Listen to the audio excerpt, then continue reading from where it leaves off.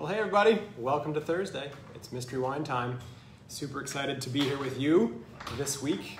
I've been delighted to do this, as I've mentioned, each time with you each week, and we've got a couple of great ones coming up in the near future. Christine is with us tonight. Hi Christine, and she has the wines all the way in Michigan. It's nice that a number of you join us each night, each Thursday night to do this, and some of you, which I learned this week, take the wine home and then plan a certain night around it that isn't actually Thursday, and so they do it off the camera or off the live feed on Friday, as Laura made a wonderful note to me this week via email, said that she takes this and watches it and enjoys it and kind of kicks off her weekend. So to those of you who are going to watch this later, I'll say hello to you now, and we won't get to know who's with us necessarily until perhaps a note comes in via email or otherwise after the fact. But to those of you who are going to enjoy this feed much later on, thank you for doing that. For those of you that are joining us tonight, like the McCartys and Susan, who dropped by yesterday to pick up the wines, hi, welcome. Ready to do some wine tasting? We're going to taste a little red number tonight. A beautiful red this evening. Who else is here?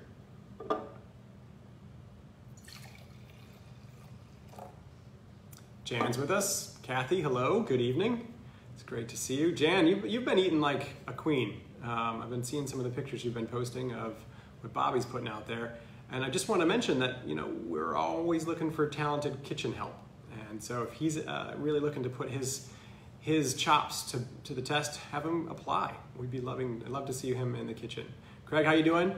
The Haynes are with us. Renee, welcome. And the Swanbergs, we're up. Good, you're here. I'm so excited to see all of you, to have all of you with us this evening. Ooh, wow. Kestenbaums are here. Kestenbaums, hey, welcome. Sometimes you're the two that also I was referring to that get a chance to watch us on a different night. Christine, Bob, and Gary are also there. So that's my father-in-law and my brother-in-law also joining Christine, which is great. Kathy and Jan is here too. Hi, Jan, welcome. And Krista, the Walters are with us. Good, I hope John's with you there. Perfect.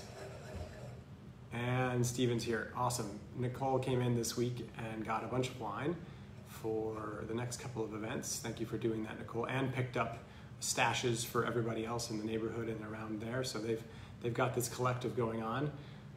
Steve Chase was in this week celebrating his an important birthday, let me just put it that way, an important birthday. And he said that he and his neighbors kind of do this on Thursday nights, and they do it on the back decks, and they're sort of socially distanced, but playing along with each other. So that's great. Debbie's with us too. Hi, Debbie. All right. This is pretty expressive. I don't know about you.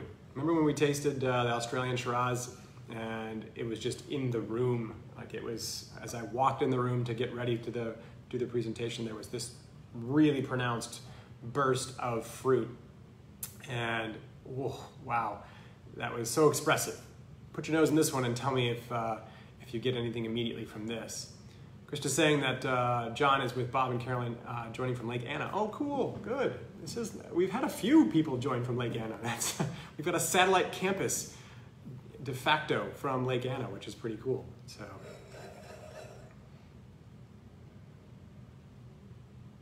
And the Davises are in Wisconsin. Oh, cool, very good. Welcome all the way from Wisconsin. You were just in here, so you must have just made your way out to Wisconsin. That's great. Cool. So what do you see, folks? Besides a red, is this a clear wine? Is it a deep wine? Does it have sort of a reddish color, a purplish color, a tawny color? How would you classify this?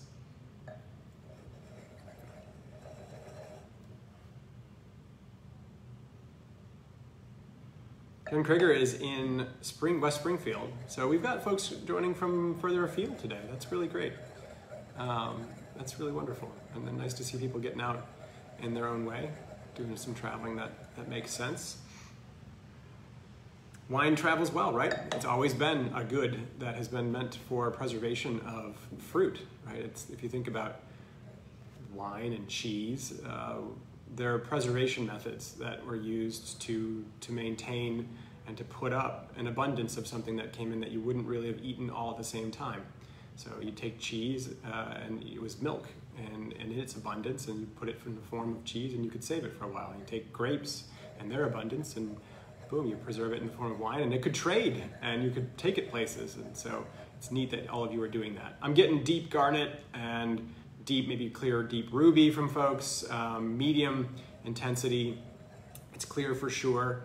So let's stay there for a second. Like, what do you know about a wine based on its color? What does the color tell you?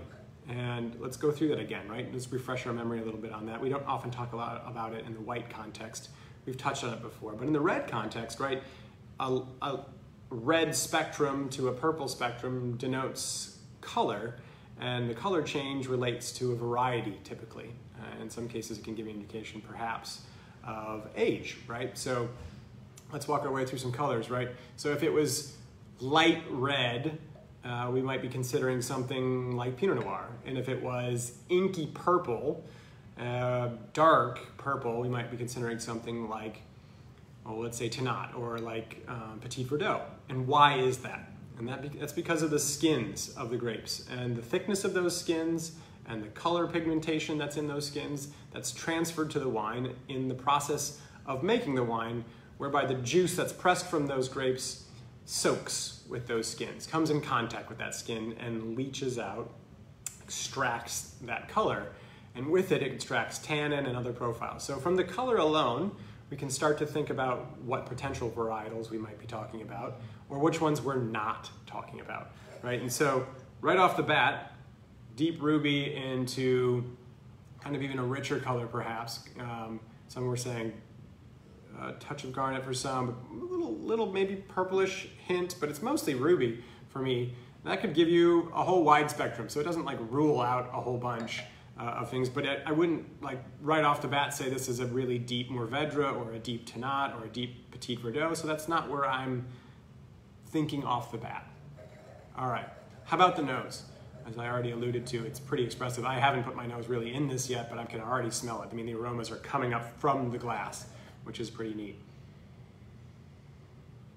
Wow. What do you smell?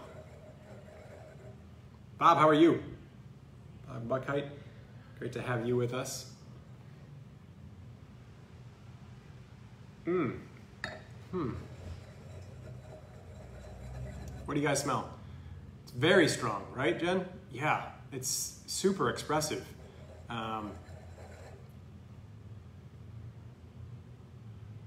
Ripe black fruit, fresh fruit. So good indication, right? Good descriptor and delineation of that fruit, right? So fresh fruit being different than, say, dried fruit or stewed fruit, cooked fruit. That's pretty cool.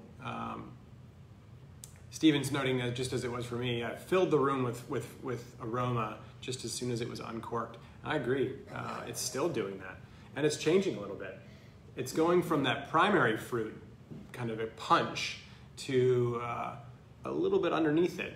Anybody getting anything else besides the fruit? Let's start there, stay there. What fruit are you getting? We got some dark fruit. Dark fresh fruit, black berries, black cherries.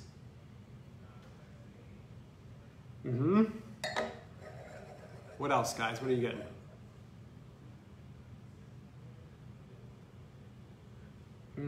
Yeah, there's the first thing that kind of hit me was sort of a confectionery / medicinal note that played in concert with the fruit. So in that way, I'm thinking about Coca-Cola and Dr. Pepper. So that fig addition to sort of a Coca-Cola, where it has that slightly spiced herbally quality, and it has,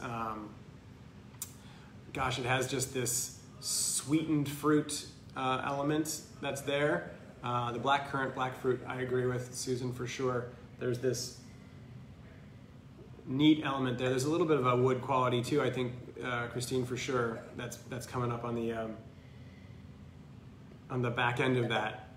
Some sweet tart element. Yeah, there's dimensions of this fruit here where it's clearly pretty ripe. It's really expressive and it's very ripe. And so in that ripeness, we're getting a whole series of different kind of expression. Kathy's noting that it reminds her of blackberry brandy. Yep. Hey Matthew, how are you tonight, sir? Welcome. Some citrus element from Jen. Yes. Like citrus zest, peel. Like the blackberry liqueur. This fruit is fresh at first, and now it's kind of morphing into concentrates of fruit, concentrates of aroma. So it's not just sort of like the taste, if you will, of orange. It's more like the orange essence, the orange oil. It's not blackberry fruit, but it's kind of amplified blackberry fruit flavor. It's distillate of blackberry in the way of kind of a liqueur. So it's pretty neat that way. And Susan, you're picking up some of that more medicinal element, some smokiness, some white pepper. It's all taking us kind of deeper and richer. Yeah, it doesn't stop, does it? It's given that much more flavor profile. It just keeps going and going.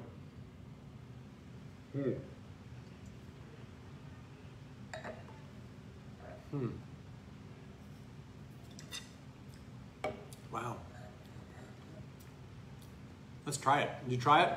Taste it and see, what does it tell you on the palate? Does this mean high alcohol, Jan's asking? It could be, right? So I was talking a little bit about color and what you're seeing too in variation. You can also let's talk about appearance for a second. We'll back up and then we'll taste again. But when you're swirling a little bit, the so-called legs or the tears that come down can give you an indication of potential sugar alcohol content, right? So in this case, as you taste the wine, we realize it's pretty dry. And the tears or the legs are running pretty slow. I think it's got some alcohol to it. And you could also reference the point of the aromas being really fruited and pronounced and definitely more concentrated, which might also indicate a wine that has more alcohol because it would have come from a riper place. So the riper place giving you a warmer place, giving you the potential to have more alcohol because you have more sugar in the grapes, and that gives you a higher alcohol. And I think I agree with you that this has sort of a medium plus body, right? So Susan's thrown out there medium plus acid, medium tannin, medium alcohol. I'd push the alcohol up medium plus on that. It has a higher acidity. It's got some nice acidity, so medium plus there.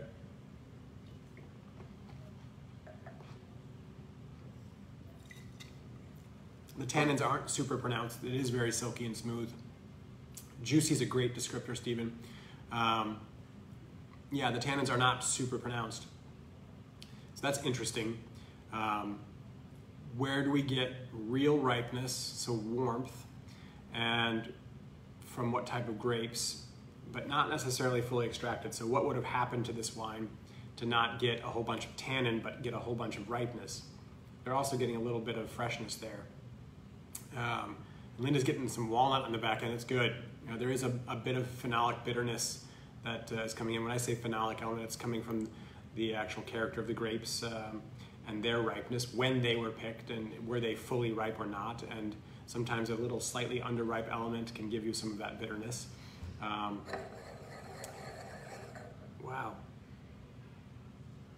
Nothing is exactly jumping out of the glass to me in terms of exact place right off the bat, right? We've talked about that before. What's your gut sense first, and then we work the grid and work the process to determine whether that was the right gut sense or whether it was something that was just a misleader. And I don't have anything that's just overt right here. So we're gonna do this together. Expedition Vintage is missing it this week. That's all right, and you can always pick up the bottle, and as I talked about in the beginning, you can play along another time if you want. But certainly, thank you for chiming in, and we will absolutely enjoy. It's got a little astringency to it, that bitterness, that walnut element that was being described, Krista, for sure. So there's a bit of that on the finish.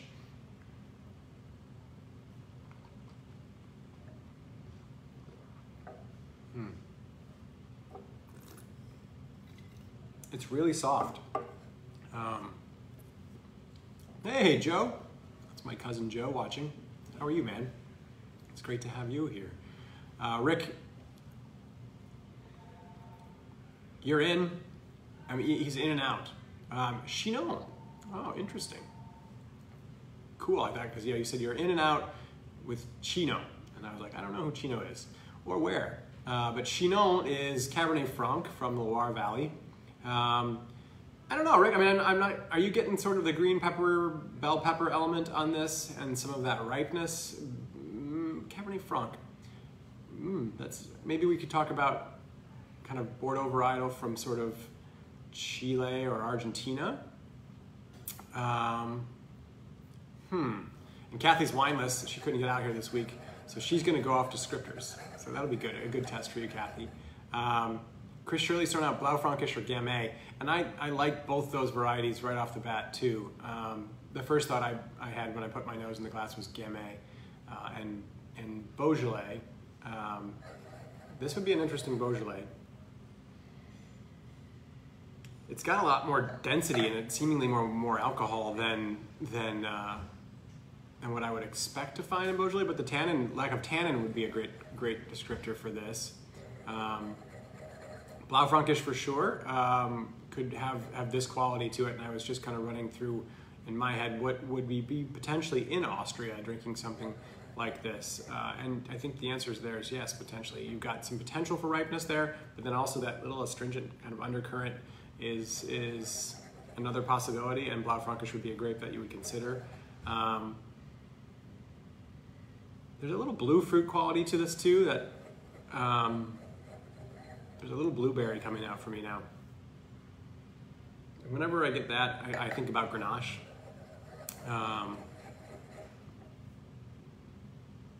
This is pretty soft Grenache, if that's the case. I mean, it could have that high alcohol and that tons of fruit, and so it could be a Grenache-based wine.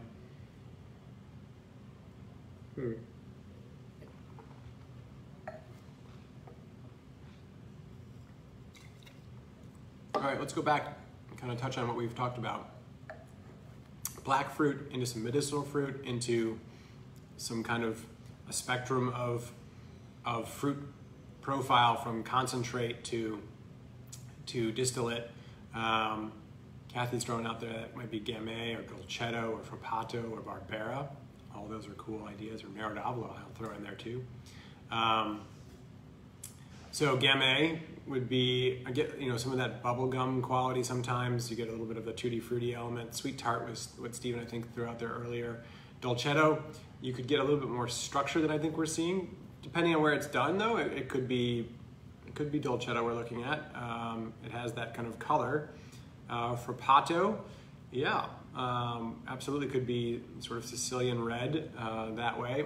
Barbera, I think this presents a little bit more like Barbera than it presents like Dolcetto. Barbera tends to be just a little bit softer and smoother than Dolcetto. That's generally the case. In terms of oak, yeah, we're finding a little bit on the nose. We thought, and there's that nuttiness might be the astringency of sort of phenolic grape quality, or it could be a little bit of that wood in the background, but it's not overt. It's not super present, and I think that kind of indicates perhaps that we're talking about some pretty ripe fruit that that was put into a minimally processed kind of aging regime. So neutral barrel, maybe a little bit of stainless steel. And that's that's a way in which I think you can find a wine like this that has maybe perhaps some youthful fruit, has some just correctly picked fruit, and then they're making it in stainless steel or in neutral barrels, not for terribly long aging, with the intention of keeping the fruit and that opulence. And so for Stephen, he's picking up some rubber band.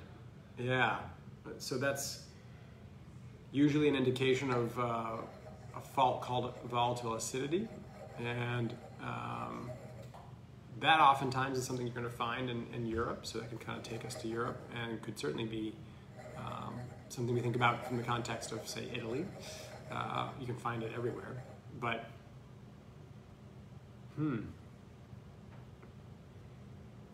could we be drinking Virginia?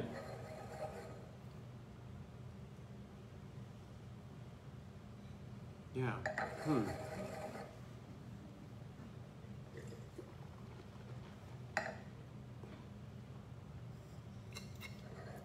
So Gamay, if this is Gamay, to To me, Gamay just sits a little bit more delicate, a little lighter. While this doesn't have a ton of tannin, this does have some volume and some more to the volume, more density. And there's take a taste. That astringency we're talking about too, and I also think now that I'm tasting it with that in mind, is a little bit of tannin, but it's faint. There's a drying sensation that's in the mouth from those tannins. They're not big, but they're present, and they're like a thin film that's sitting on the back of my tongue, the back of my palate, after I take that last taste. That I think is some tannin, which would take me a little bit away from Gamay, and more into something like the Barbera, maybe the Blaufränkisch, maybe there's now a brambly fruit quality too, and bramble just kind of refers to something that's the fruit on the vine, the fruit that's in a bramble patch, right? So Bonarda, Kathy, I'm not sure you can really get the color sense from here, but it's a little reddish. Bonarda usually kind of shows up a little bit darker and a little more rustic. This is, as we've noted a couple times, it's really smooth. I'm not sure Bonarda. Susan, yeah, I think I like Barbera too. And we just had a lovely Barbera last week, a couple weeks ago at the Lost Creek tasting. This is reminiscent of that. Jan's on board with the Barbera idea. For those of you looking for another tasting, I don't know if there's any spots left. I should probably not talk about it if there aren't any, but we're doing a champagne, the accident of champagne tasting at Lost Creek on Sunday, which is gonna be a lot of fun. Barbera's kind of hitting on a number of notes. So let's talk about Barbera, right? You're gonna get a little reddish color. You're gonna get some of that dark fruit though, dark cherry into the blackberry, blackcurrant element. You're gonna get some higher acidity, lower tannin relatively speaking. Yeah, Kathy, any licorice notes? Anybody else getting licorice?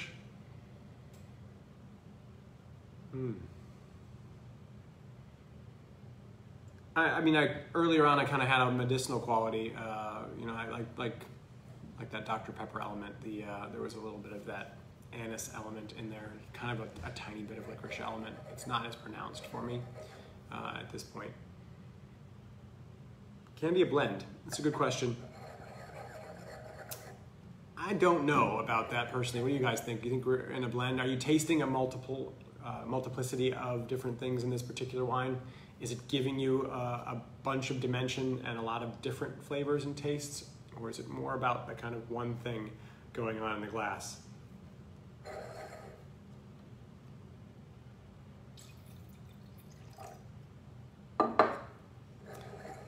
Yeah, it's a little more focused. Chris, I think I agree. I don't think it's a blend. It is a little bit less kind of medicinal. There's a little herbal element. And cheese balances out the dryness. Yeah, cheese is a great foil for any wine because it does coat your palate in such a fashion that you're almost not perceiving much of the wine's nuance or character, but you're enjoying the wine because it goes particularly well with most cheese. So, yeah, Susan, to your point there, yes. I think one thing here, we're not talking really about a blend.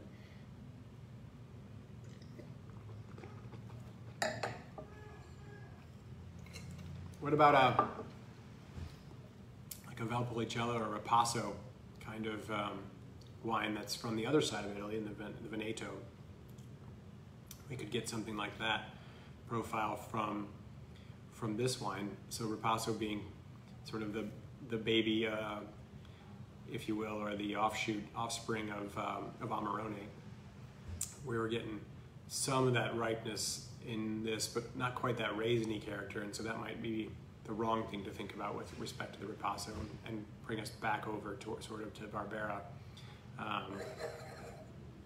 Blaufränkisch could be there too. I don't think you could be faulted for a call on Blaufränkisch. I think that this has a number of indicators. I think it might be a little bit too high alcohol. You know, in terms of 13.5, 14 for Blaufränkisch perhaps, and then this seems to be a little bit higher than that. Barbera could be up there. Cinnamon and chocolate, to Kathy's question.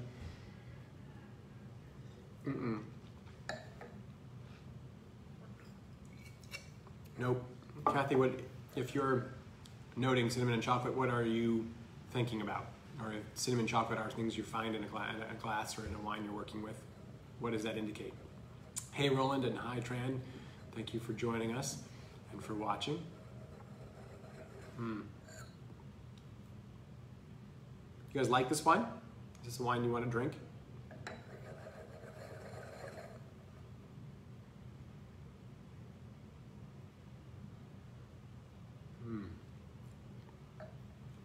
Valpolicella. Yep, exactly. Chalk on the nose when first opened it. Yeah, there was this kind of candied quality that was their sweet confectionery quality. Yeah, it's definitely not present on the palate. I agree, Susan. So, all right, guys, let's start to work this down and break it into parts. Are we definitely in the old world? Sounds like we are. But anybody voting on somewhere else in the world? I'm glad you like it, Christine. That's good. And Susan's liking it a little bit more now that's opened up. Jan saying nice. Yeah, Craig likes it. Good. Steven, you like it? That's good.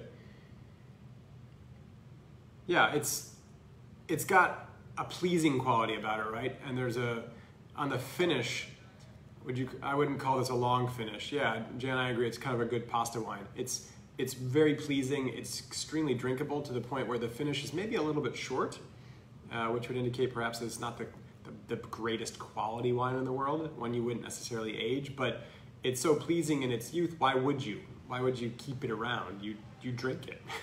I think it was meant to be consumed, and that's kind of nice about this particular wine. So Chris is on board for the old world.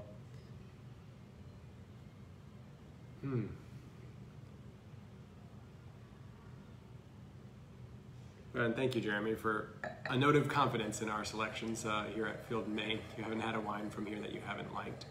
That's good. But it also speaks to this group and to your palate, Jeremy, and noting that there's a wide spectrum of taste that we all enjoy. And that's a cool part, as I've mentioned before in past tastings, that we as a group do a wonderful job together, and that what we've done as a group is broaden our own palate horizons and begin to expose ourselves to different wines that we wouldn't otherwise drink on a daily basis or have come in contact with, and now appreciate a whole wider spectrum. I've gotten a number of comments from folks saying, gosh, I don't even drink red wine, and I love the wines that we've gotten a chance to try. Or I don't really ever drink crisp white wines, and I've had a few that I love, like, oh, that Acertico got so many positive comments back, and people were just buying some more this week, which is neat. So, Jen, yeah, I understand. Whenever you participate, we're welcome. We're glad to have you, so we appreciate that. Robert is saying that he's getting a hint of cocoa and coffee on the finish, and that's coming through a little bit more, and that's sometimes more of an indication of the wood kind of showing through. It is sort of seeping through now the fruit, right? The fruit just kind of seemed like, we're the first, we're here, we're coming right out, we're not gonna wait. So let us go. And the fruit's still present, but now other things are sort of finding their way through the cracks in the fruit aroma that's everywhere. Candy, to your question about shipping, we've looked a little bit into that. You have to have a shipper's license, and it's a lengthy process, and restaurant as such as ours is not really set up too much to be able to do that yet. If the ABC rules continue to kind of keep changing and they allow that, boy, we'll be on that in a minute. But we've looked into it a touch, and we have to go through a bunch more hoops to be able to ship. So if we can get through those hoops at some point, we will certainly let you know and broadcast that from the mountaintops to let everyone know that we can ship. As it seems we've got people everywhere, so that's really cool. We would love to ship you those wines, but right now we don't have that ability. Swanbergs still like Gamay. Okay. I don't think that's, I mean, from the aromas on the nose from the beginning, yeah, I think that's a viable option. I think there's a little bit more alcohol here, and I think there's a little bit more structure here than I would be comfortable with from the Gamay side, but I have been wrong. So, you know what? I don't think this is a Merlot Tannat blend with a little splash of Zinfandel from Uruguay. How about that? That puts me on good stead with all this, but Chris Shirley still liking the Blaufränkisch or Gamay, leaning more toward Gamay. Okay, so we got 2 votes for Gamay. Let's talk about Gamay then. So you're thinking Beaujolais.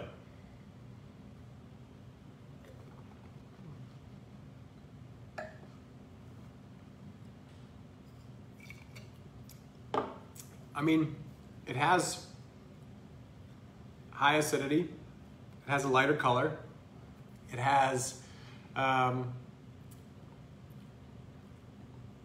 low tannin. There's reasons to consider Gamay for sure, absolutely. I could absolutely be wrong in that context of talking about the weighty profile or the weightiness of this relative to what Gamay could be. This could be a riper Gamay, so, and that would be pretty neat. It just has a lot less red fruit and a lot more dark fruit, so I wasn't sure about that. Blaufränkisch, I think this could absolutely be that.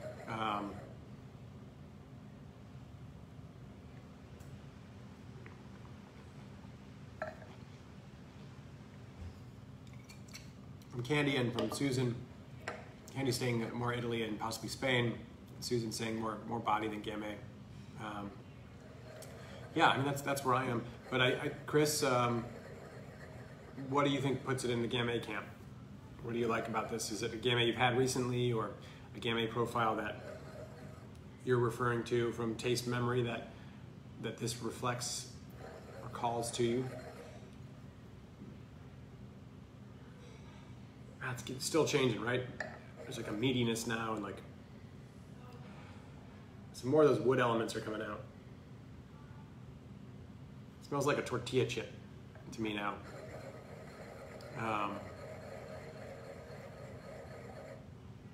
So where else other than Beaujolais for Gamay? There's not a lot of other places in the world that grow Gamay kind of as a prototypical varietal for that space. Like for example, you get Viognier in Condrieu and you get Viognier in Virginia. Gamay is grown in obscure places in California, it's grown in places in New York, it's grown in other places. And am I missing anywhere in the world that also just kind of grows Gamay?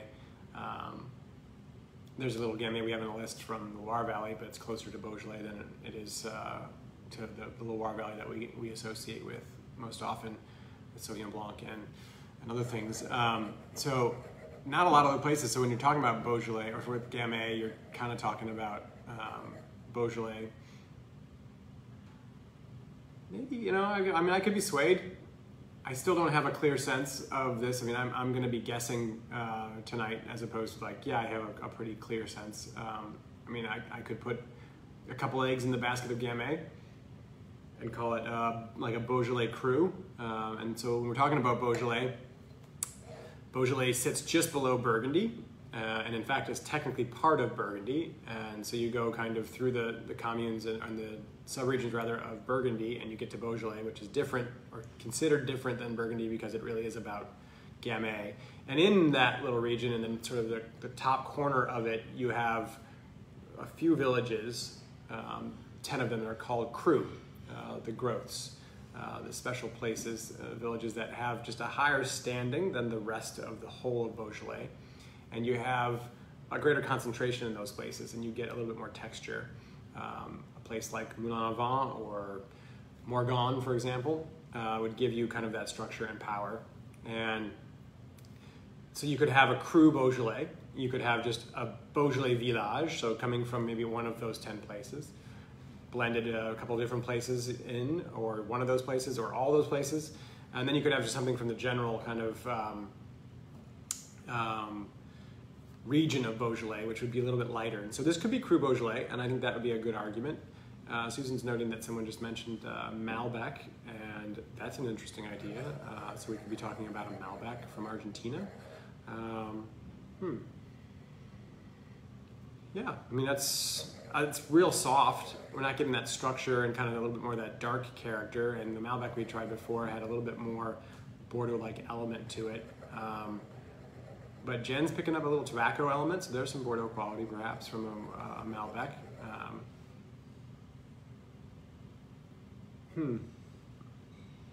So Gamay, Malbec, Blaufränkisch, Barbera.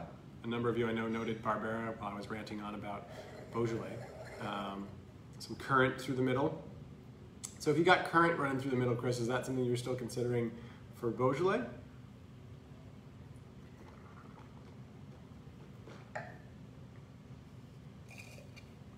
This has got some real concentration that's pretty cool. I mean, I'm trying now to be in the Beaujolais camp, and if I was, I would be picking a Cru Beaujolais and trying to get that concentration there. I like the Barbera idea too. There's a softness and an acidity that's possible for that. Jen's still on the Veneto idea, so it's something like Valpolicella, which it could be that. Kathy's thrown out there, based on our comments, without having tried the wine, Barbera d'Alba 2017. And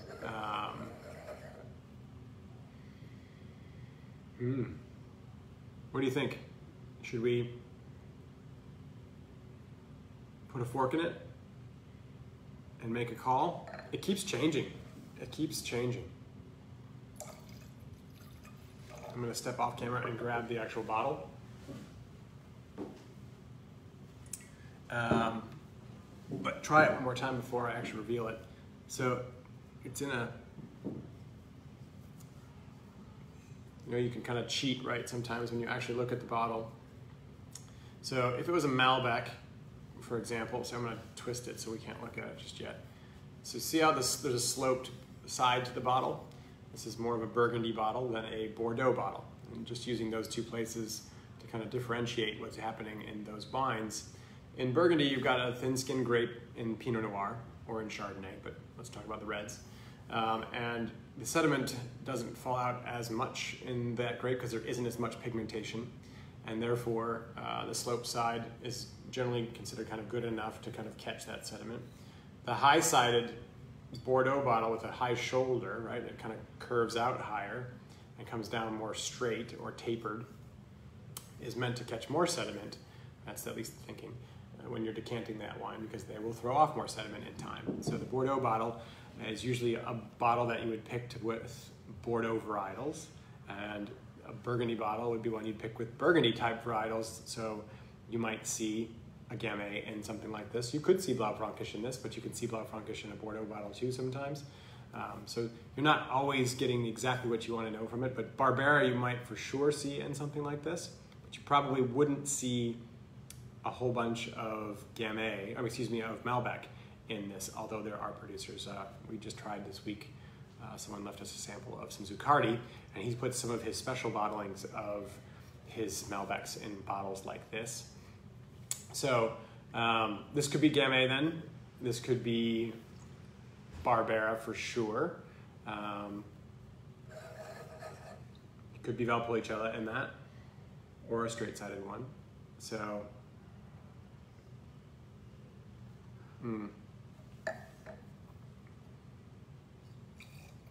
all right. For me, I know we've got a kind of a split group. Some people on the Gamay front, and some people on the Barbera front. A few others kind of rounding out some decisions with Valpolicella or Veneto and other options. I'm going to stay 2018, and I'm going to stick with Barbera. I liked a little bit higher acid, higher alcohol profile, a little bit darker fruit element for that call than I do for the Beaujolais. But I'd be pretty pleased to find a Beaujolais that tastes like this. So if I'm wrong, all the better. Ready? Let's see. Oh, wow. How cool is that? So when I said to you that we have a Gamay that comes from the Loire Valley, that's this. This is Gamay with more mineral expression, more structure, more like richness on the palate, but not necessarily the same profile that you find typically in, in Beaujolais. So we're drinking Éclat de Granit, Côte Rouennaise, excuse me, from Domaine Serrol. This is 100% Gamay from 2018. This is a wine that, boy, we've been enjoying the heck out of here, and actually are pouring it by the glass, and I should know this better than I did. Gosh, that's great. This is a fun wine. So at the very far end, so if this is France, forgive the crudeness of this, and we're kind of Paris right here.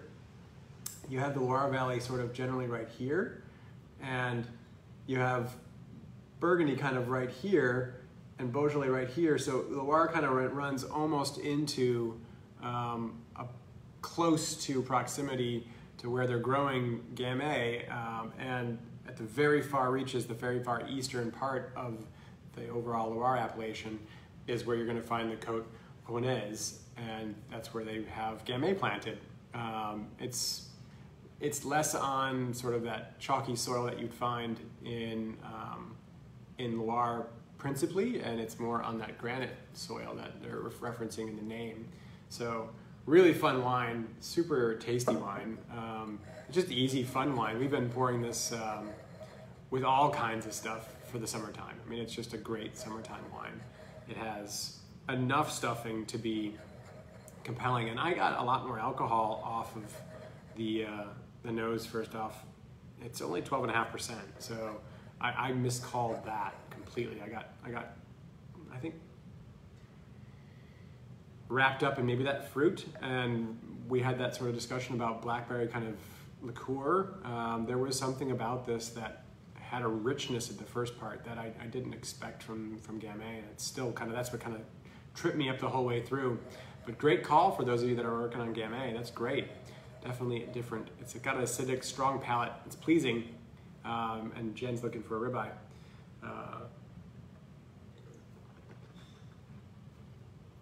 We have one on offer this evening, thanks to a wonderful new producer to us, new to us, excuse me, from Browntown. His name's Edwin Wright, and Manderland Ranch. He's doing extraordinary stuff, all grass-fed. And to this point, we haven't really ever served a fully grass-fed piece of beef here, mostly because of consistency. Sometimes they're amazing, and other points they're not. When you're feeding an animal on grass, the grass changes from season to season, and so it's hard to maintain a consistent quality of product. But he has such a variety of different grasses growing in the 800 plus acres that he has on the farm that, wow, the beef's tender, it has enough marbling, and it is wonderfully flavorful. It tastes meaty in a great way, which would be fun with this. This is going more meaty to me now than it was initially. It was much more about that kind of soda pop confection element to me right off the bat, and some of that quality has now dissipated and it's gotten a little more savory. I'm glad you liked it, Mom. Thank you for joining. And Christine, yeah, always a pleasure to have you with us. Bob, Ryan, Gary, thank you for playing along. It's awesome to have you here, or to at least be connected via this medium all the way in Michigan. So cheers to everyone for playing along. I should have listened more, of course, as always, to you, because this is Gamay, from a place that likely none of us would have ever tried, unless you've had it here or elsewhere, perhaps. But this is not a wine that I had ever heard of, or an appellation that I ever heard of anywhere prior to tasting it maybe a few months ago. And so we got behind it pretty quickly because we were excited about it. And the taste is just enough off-center from the Gamay you typically know that it makes it really compelling. So, Jan, that's very sweet of you to say it's a highlight of your week. It is a highlight of my week too. It absolutely is, as it has been for these many weeks. So thank you all for continuing to do this with us. We're not going to stop. I was talking to Stephen about that this week, and he said, please don't stop. And I had no indication that we should, and I have no desire to myself. And so we'll continue to do this as long as you guys are interested in it. But the other highlight of these weeks now has been in welcoming a number of you back to this restaurant. Your patronage means a whole great deal, more than you'll ever know. It lends the purpose to what we're doing, and we really appreciate all of your support in this medium, this forum, and others. So to all of you, and to this little Gamay, cheers. Next week we'll do another one, and until then, everybody be well, be safe. Talk to you soon.